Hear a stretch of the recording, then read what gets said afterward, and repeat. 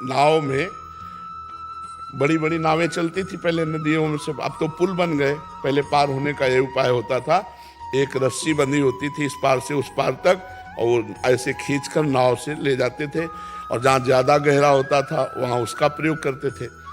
तो उसमें 2 पुलिस वाले चढ़े, संगीन लेके पुराने समय की बात, और उसमें महात्मा बैठे हुए थे, उनका शिष्य बैठा हुआ था सत्संगी। उन्होंने ऐसे जूता की ठोकर मारी, फटे पुराने संत कपड़े पहने हुए थे, गुरुजी उधर थे, शिष्य इधर था, अब जगह नहीं है।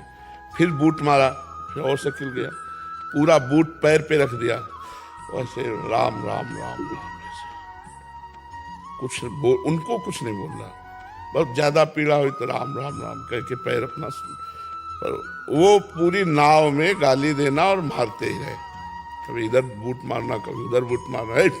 अब उनको रंग कर संतन जाना, तो संत को भिखारी समझते ना, जो अभिमानी गर्विष्ठ लोभ मद मत अगाधा, ये जो दुष्ट स्वभाव के लोग होते हैं, ये रंग कर संतन जान, पर ये पता नहीं दुखिया को न सताइए, दुखिया देगा रोए, और जब दुखिया के मुखिया सुने तो तेरी गति का हो। अब नाव गई तो नाव पानी में ही तो चलेगी, जहाँ इतना इतना पानी होता है वहाँ नाव तो चलेगी नहीं, तो 2-4 कदम पैदल चलना पड़ता। अब वो बूट वाले, तो उन्होंने संगीन ऐसे लगाई और सोचा छलांग मार देंगे, और बूट फिसला, सीधे संगीन पार कर गई गर्दन, सीधे संगीन। तो साधु अवज्ञा तुरंत भवानी कर कल्याण अखिल, तुरंत उसका फल मिला। तो जो शांत है, सहनशील है, अगर हमने आपको गाली दी, आपने गाली हमें दे दी, सब बराबर, और अगर आपने गाली नहीं दी तो अब डर जाना चाहिए हमें कि अब इसका दंड हमको बहुत बुरा मिलेगा।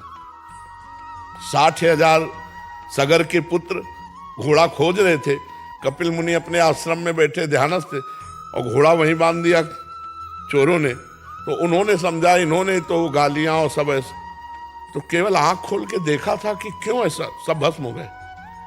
तभी तो उन्हीं के परिवार में फिर भगीरथ जी प्रकट हुए और गंगा जी लाए उनके 60,000 पुरखों। जो शांत महापुरुष, उससे डरना चाहिए। जो किसी को उत्तर नहीं देता है प्रतिकूलता का, वो उमा क्षमा सापौते भारे, अपने कर्म पर। हमको ऐसा नहीं